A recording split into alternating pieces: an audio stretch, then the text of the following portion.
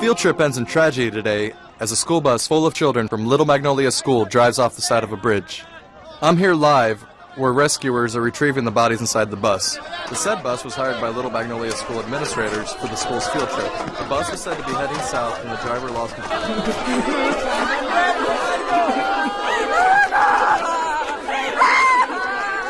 Dito sa bayan ng San Jose, hindi natin lubusang maisip na napakaraming batang na aksidente.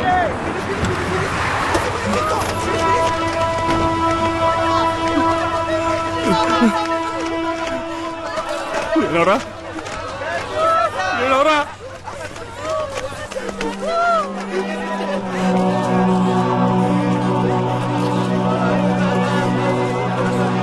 Patay na po.